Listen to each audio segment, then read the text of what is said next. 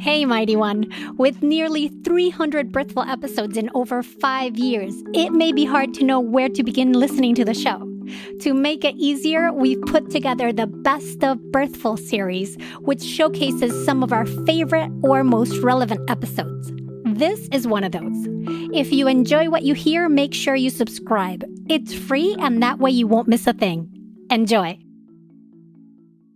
Hello, mighty parents and parents-to-be. As always, thank you so much for listening and for all the love you give the show.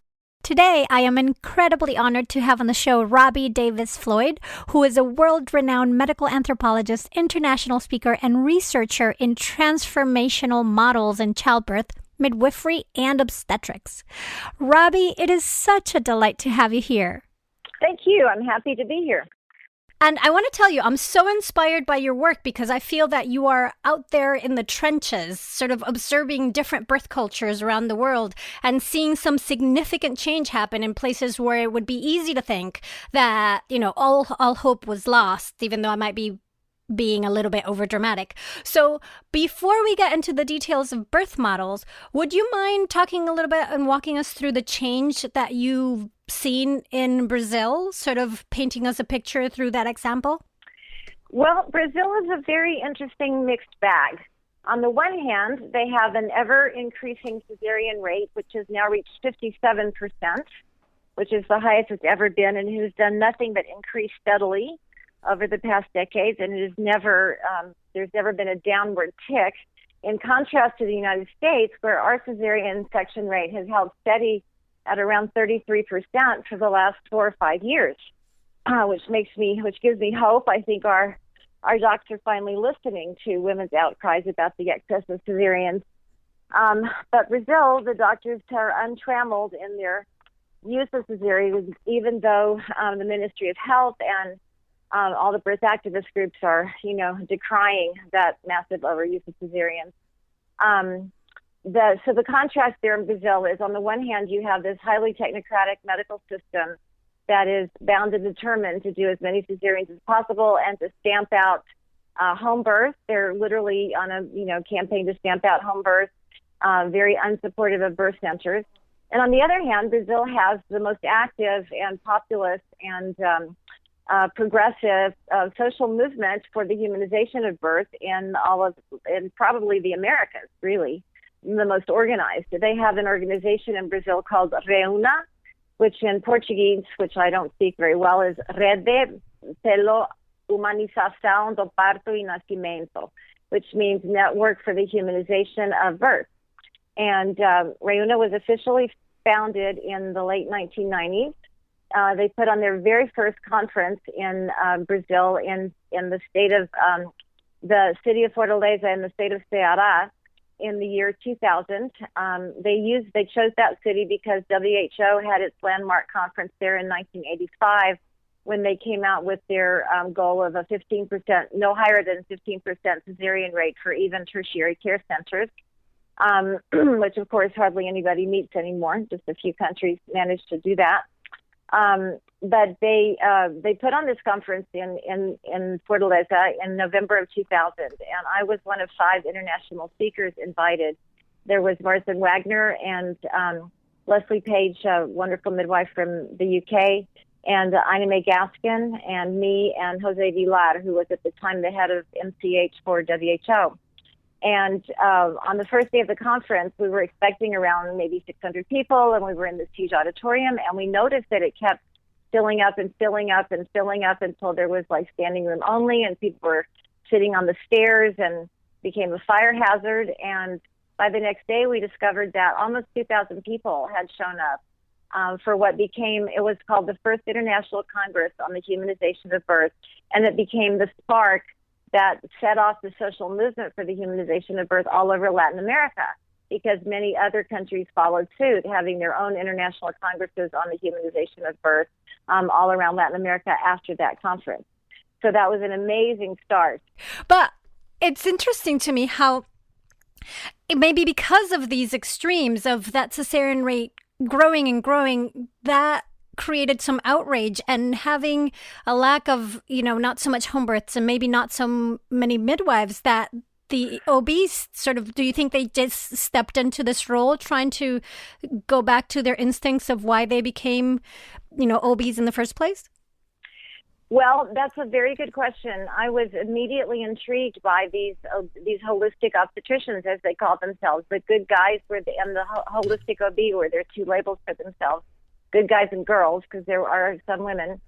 And so in the subsequent years that I went to Brazil, I began interviewing them with my colleague, Mia Georges from Rice University. We're trying to figure out their motivations. What makes one doctor ignore scientific evidence in favor of abandoning episiotomy, and another doctor just do episiotomies right and left, and it's really hard to get out what makes that difference. But some of them had a sort of compassion for others from childhood.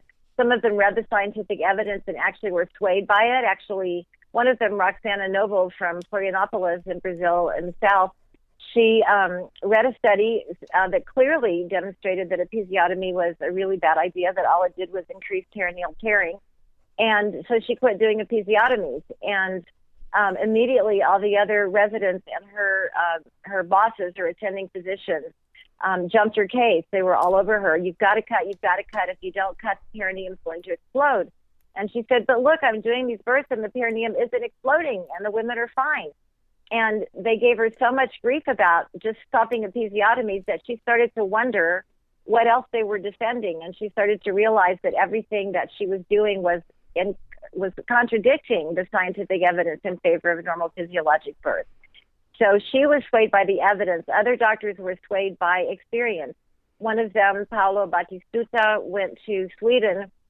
He got a fellowship, and he wanted to learn about normal birth. He didn't know anything about it because he'd done 3,000 cesareans at that point in his life and, very few normal births. And he watched Swedish midwives attending these beautiful normal births and vertical births. And he came back and said, okay, I'm ready. I'm going to be a cool postmodern obstetrician, and I'm going to do vertical births. And the first new client that came to him was a French woman who said she wanted a vertical birth. And he said, I'm cool with that. I can do that. But he'd never done one before. He'd seen them done, but he never actually done one. Mm-hmm. And so to give you a clue of how hard it is to change practice, she was walking around in labor and she was leaning over and she was, squatting down and standing up. And at one point she asked him to check her, and he had to get down on his hands and knees, which is a very, challenging for a lot of doctors to be so low status. And he had to get down on his hands and knees and check her from underneath. And he said, Robbie, I honestly didn't know what my fingers were feeling. I've checked thousands of women for dilation, but always standing above them. And I couldn't read the information in my fingertips because I was coming from a completely different angle. So he said, he just guessed. He said, okay, 4, you're good. Everything's coming along fine. Fortunately, that birth turned out really well. And he began then to do more and more births like that and to abandon all the normal procedures. Every one of these obstetricians, we've interviewed 32 of them so far, has a different story. They're all fascinating stories, but each one of them has a different tipping point or a catalyst or some particular event that made them realize that what they were doing is wrong. I'll offer one more example. Ricardo Jones has become a good friend of mine. He runs a home and hospital practice home birth and hospital birth practice in Porto Alegre in the very far south of Brazil near Argentina. And he was an Air Force resident, and he was like a first-year resident. And the nurse comes running up to the room where the young residents are waiting for their, to be called. And she said, doctor, there's a woman who's in labor. She's walked in off the street. She's about to have her baby. You've got to come quickly. So he went down there and he pushed open the door and didn't see anyone on the table. So he turned to the nurse to say, are you teasing me? Are you trying to make a fool out of me? And she said, no, doctor, please open the door further. And then he saw the woman squatting in the corner. And he went over to her and squatted down and lifted up her skirt. And he saw that the head was crowning. And he said, Senora, what are you doing? Get up, get off the floor. You've got to get on the table to have this baby. And he said, she looked right through me as if I were made of glass. She was in that altered state that Michelle Odon calls it going to another planet. I call it going deep down inside, but you enter a deep delta state, and she was in that state and she just could barely even perceive him. She just looked right through him. And he had to catch the baby without even gloves on, which he'd never done before.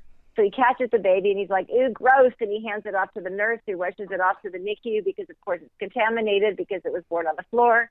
And then she bursts the placenta and he's yelling at her, look at the mess you made, all this blood all over the floor, and finally he gets her up on the stretcher and they wheel her off to recovery.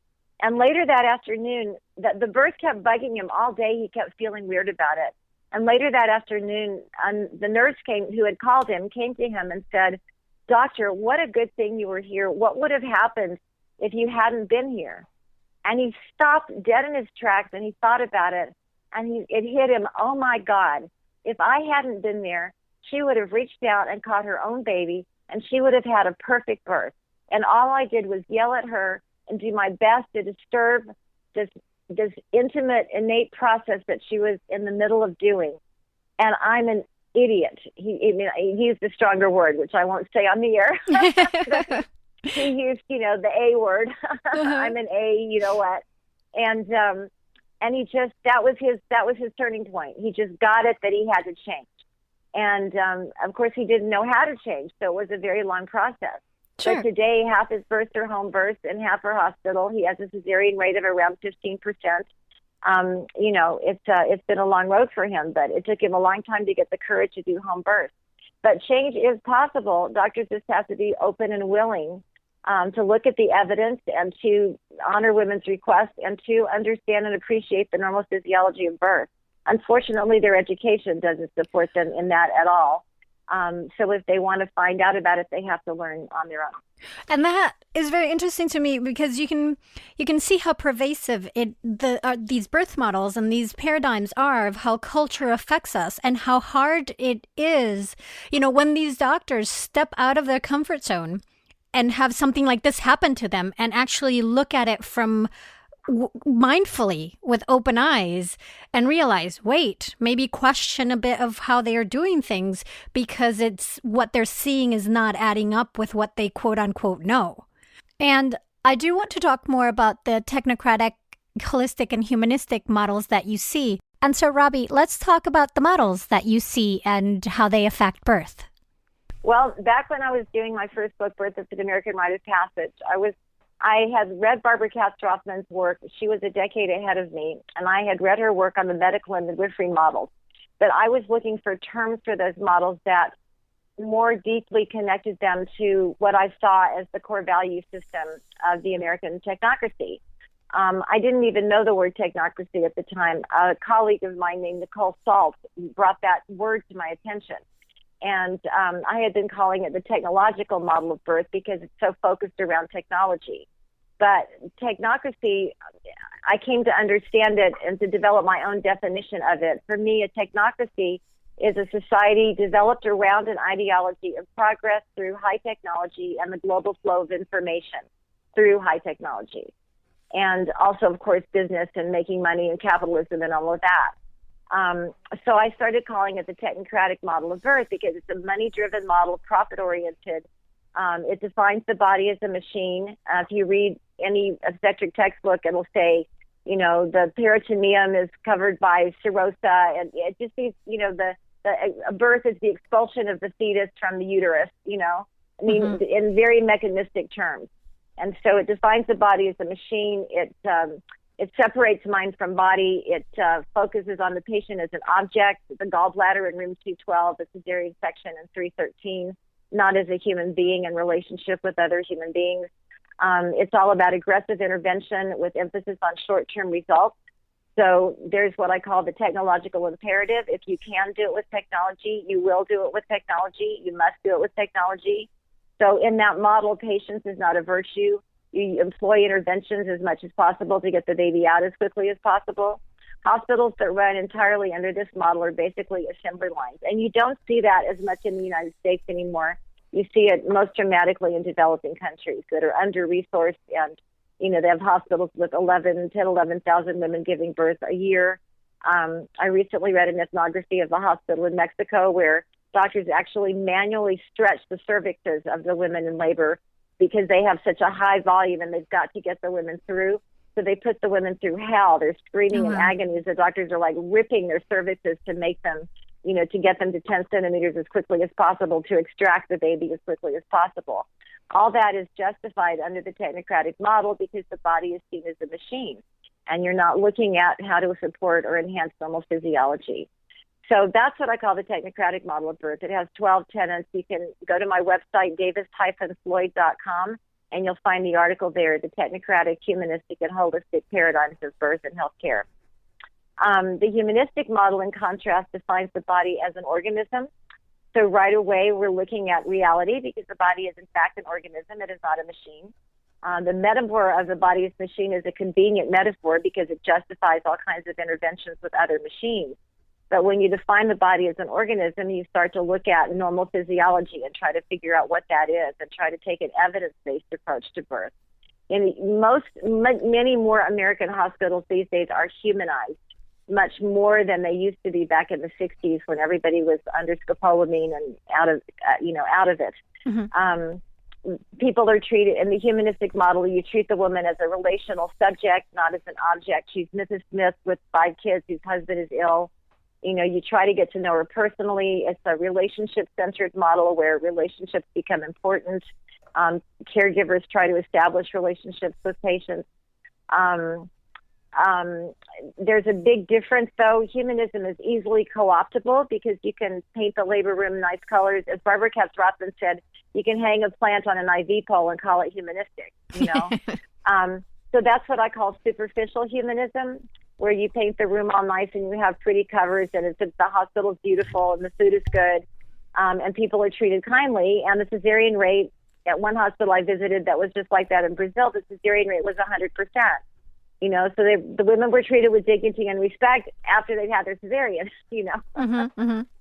So that's what I call superficial humanism. And then deep humanism is where you truly honor the deep physiology of birth, and patience is a virtue. You wait on the labor process to unfold. You don't aggressively intervene.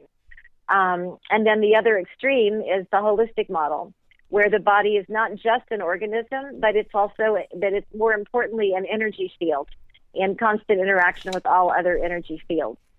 So in the holistic model, you talk about the oneness of mind and body and also of spirit. God or spirit comes into the equation in holism. Holistic healers believe that if spirit does exist, that it must be the most powerful force for healing in the universe. So why wouldn't you employ it in your caregiving process? Intuition counts in holism because it's a form of energy, of energetic knowing. In holism, it's a place where most obstetricians, most doctors don't want to go because it's a big jump to think of the body as an energy field. The second you do that, you can understand alternative modalities like homeopathy or Reiki or massage therapy or Ayurveda or Chinese medicine.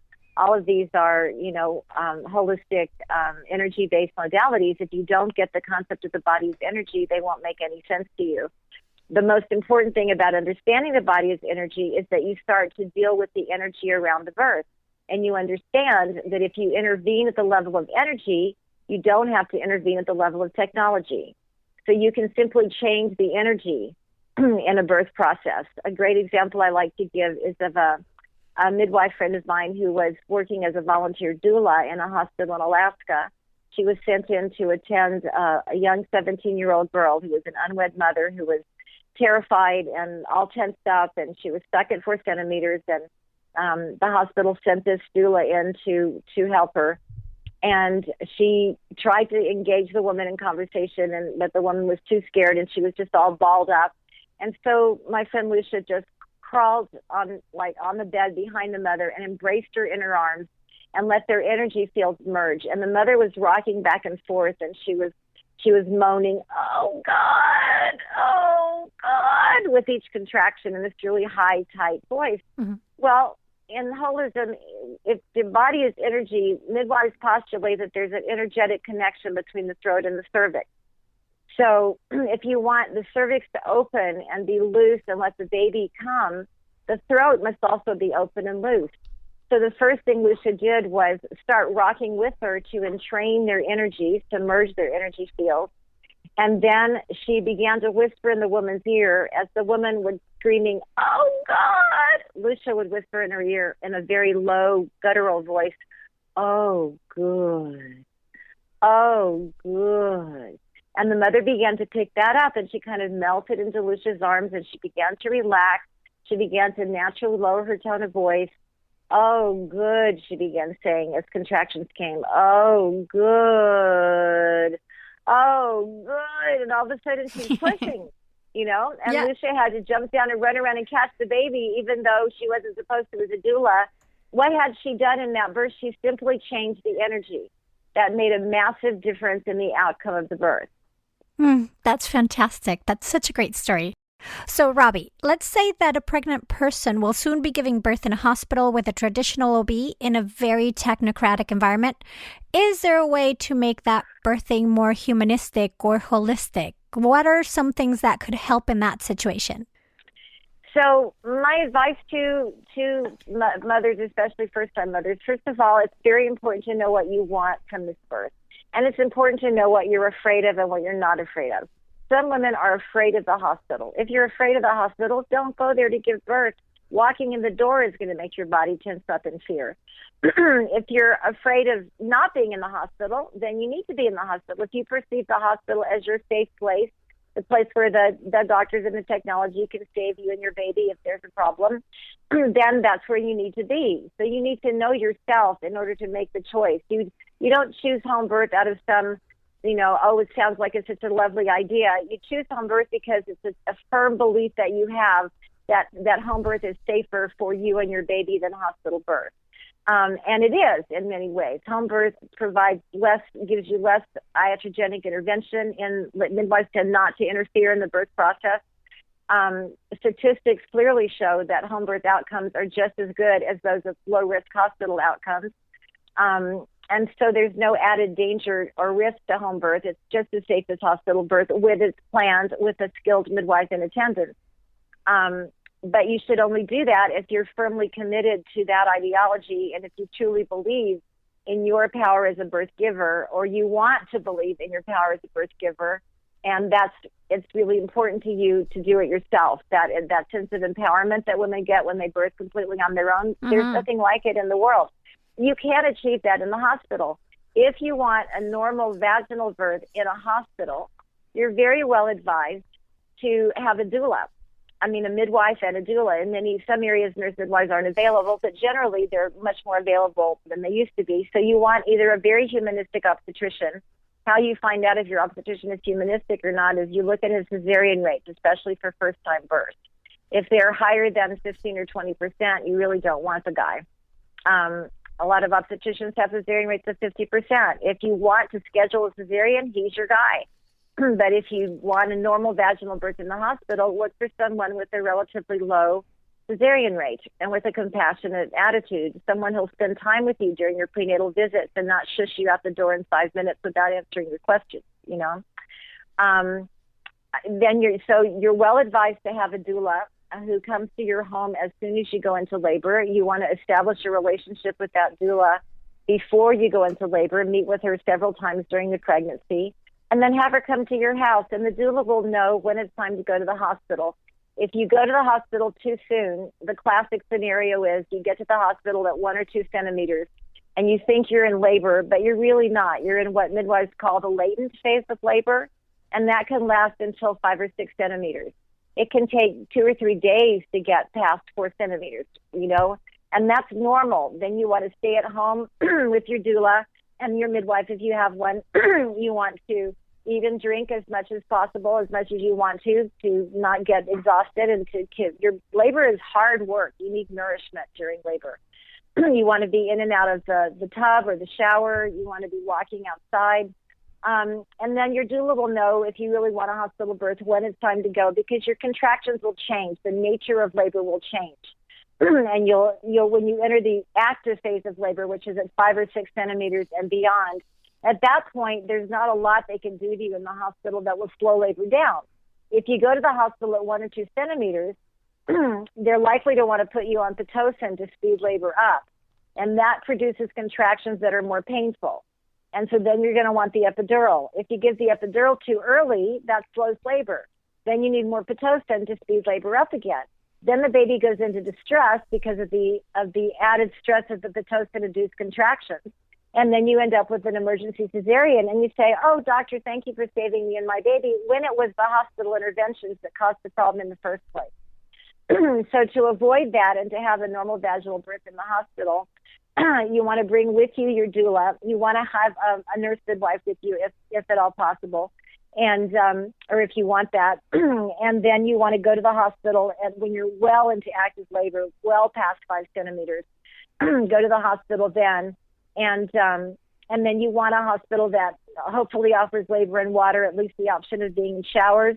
You want to avoid being hooked up to the monitor continuously, because the essence of a successful labor is movement. You need to be moving during labor. The monitor and the epidural hold you still. They imprison you. They tether you. And I should say that with a caveat. There are some very savvy doulas and nurses who know how, if you have an epidural needle in your back leading to a tube, you can move a few feet away from the bed. So you can actually get out of bed, even with a monitor belt on, and you can sit on a birthing ball and rock back and forth, rock your pelvis. You want to move your body, because the more movement during labor, the more the baby descends, the easier the descent is, and the more successful the contractions are at pushing the baby down. Mm-hmm. So you want to be moving as much as possible. You want to be, don't let anybody tell you not to eat or drink, smuggle food in. When you're truly, truly in active labor, you won't be hungry. If you're hungry, that means you've got some more hours to go. You want to eat to keep up your strength, right? So take the doula. Don't go to the hospital till you're 5 or 6 centimeters. Go with your doula and make friends with the nurses. You know, be nice to them so they'll be nice to you. And and that's the best way to achieve a normal vaginal birth in the hospital. Correct me if I'm wrong. I have heard that there seems to be, in the near future, we're looking at a possible shortage or decrease in OBs in the U.S. We do not need as many OBs as we have, at least not for birth. OBs should be attending the 15 to 20% of actually high-risk births that actually need a professional's, a skilled specialist care like that. Midwives are skilled specialists in normal birth. OBs are skilled specialists in pathology. Well, most births are not pathological, but an obstetrician will turn almost any birth that he can into something pathological because he's trained to only perceive pathology. Midwives, on the other hand, are trained in normal, and so they recognize deviations from normal because they know normal. So they know when to call in an OB because they see that it's not normal, whereas the OB generally sees only pathology and doesn't know how to keep birth normal because that's not his training. His training is in pathology. So honestly, OBs should be doing no more than 20% of the births in any given country, and midwives should be the primary birth attendants. That's how it ought to be. Mm-hmm. And how, so shortage of OB doesn't bother me in the least. I just hope we get more midwives. We need more midwifery programs, more funding for them, more women entering them, all of that. Yes, and hopefully a more of a collaborative model between the OBs working together with midwives, and then they can see less pathology and observe a little bit more normal and have this more humanized OBs, like your groupies and holistic OBs, like your groupies in Brazil. I know you love to do it, but I love listening to you talk. Thank you. I appreciate you having me on.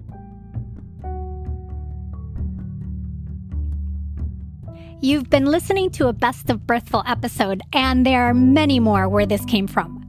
Look for episodes with the words Best of Birthful in the title to continue your deep dive to inform your intuition. You can find the in-depth show notes for this episode at birthful.com. You can also connect with us directly on Instagram. We're at Birthful Podcast. Birthful was created by me, Adriana Lozada, and is a production of Lantigua, Williams & Co. The show's senior producer is Paulina Velasco. Virginia Lora is the managing producer. Cedric Wilson is our lead producer. Thank you for listening to and sharing Birthful. Be sure to subscribe on Apple Podcasts, Amazon Music, Spotify, and everywhere you listen. Listen every week for more ways to inform your intuition.